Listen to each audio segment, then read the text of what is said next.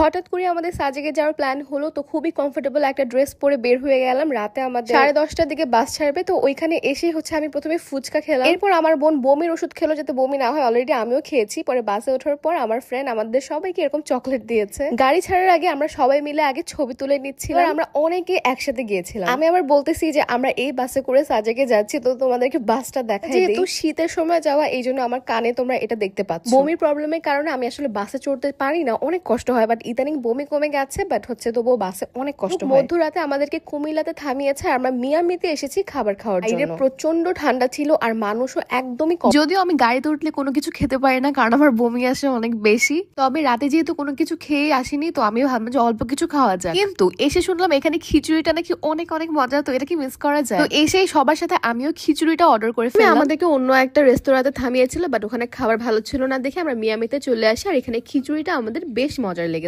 দেন 4:30 বা 5টার দিকে আমাদেরকে সাজেকে নামিয়ে দেয়, আর এত পরিমাণে ঠান্ডা ছিল আমরা পুরো জমে যাচ্ছিলাম। ওইখান থেকে পরে একটা রেস্তোরাঁতে আমরা বসলাম, আর এখানে আমাদের নাস্তা খাওয়ার কথা, বাট আমি সকালে কিছু খেতে পারি না দেখে আমি কিছু নেই। সকাল হলো, আমরা চাঁদের গাড়ির অপেক্ষা করছিলাম, আর অলরেডি চলেও আসছে। এখন আমরা সবাই উঠে পড়ছি এটার উপর। ভাই, যারা সাজেক যাও নাই তারা একবার হলেও ভিজিট করবা। এই চাঁদের গাড়ির যে রাইডটা, এটা তোমার লাইফ টাইম একটা এক্সপিরিয়েন্স হয়ে থাকবে। আমাকে যদি 1000বার সাজেকে যেতে বলে, আমি 1000বার যেতে পারবো। আমার জায়গাটা এত পছন্দ হয়েছে, স্পেশালি রাস্তাগুলো তো এত দারুণ ছিল। তবে যেহেতু আমরা ঠান্ডার মধ্যে গিয়েছি, এত বেশি ঠান্ডা বাতাস, আমাদের কান হাত মুখ সব জমে যাচ্ছে। সবকিছুর পরেও এই যে রাইডটা, এটার কথা আমি জীবনেও ভুলবো না। এত দারুণ একটা এক্সপিরিয়েন্স পেয়েছে আমার সাজেকে গিয়ে। যাই হোক, এরপর আমাদেরকে আবার আরেকটা হোটেলে থামালো, আর এখানে সবাই নাস্তা করছিল। এবার আমিও নাস্তা করলাম, বিকজ অলরেডি মনে হয় 12টার মতো বাজে। নাস্তা খাওয়া শেষে আমরা সাজেকের উদ্দেশ্যে আবার রওনা হয়ে গেলাম, আর এটা আর্মি চেকিং স্পট প্রবাবলি। আর এখানে আমাদের সবাইকে নিয়ে সাজেকের মেইন স্পটে যাওয়া হবে। আর এই জায়গাটাতে আমরা অনেক বেশি মজা করতেছিলাম। দেন আমরা ডাব খেলাম। ডাবের সাইজ অনেক বড় বড় ছিল। তবে ঢাকা থেকে আমি শুনে গিয়েছিলাম যে সাজেকে নাকি ডাবের দাম অনেক কম, তবে না, ঢাকার মতোই দাম, 150-200 টাকা। পানি এত বেশি থাকে যে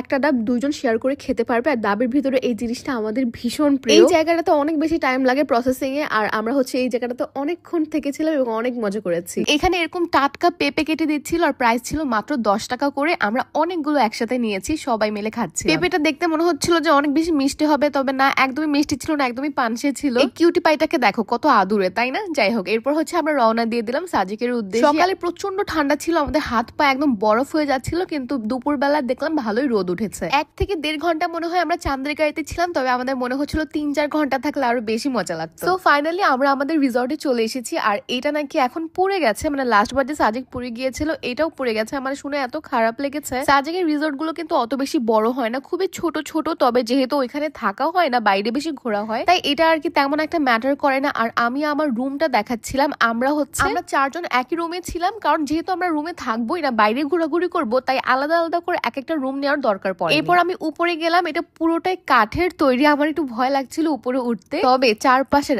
এত দারুণ দৃশ্য দেখে এত মুগ্ধ হচ্ছিল। তোমরা যারা যাও নাই সাজেকে, তারা একবার হলেও যাবা, মানে তোমরা গেলে আর কখনো এই জায়গাটাকে ভুলতে পারবা না। যাই হোক, আমরা দোলনা দেখে পাগল হয়ে গেছি, কজ এটা আমাদের অনেক প্রিয়। এখন আমরা বসে বসে কিছুক্ষণ দোল খাবো, রোদ পোহাবো, তারপর দেখা হবে তোমাদের সাথে নেক্সট ব্লগে। So yeah, that is it for this video. সবাই অনেক বেশি ভালো থাকো আপুরা।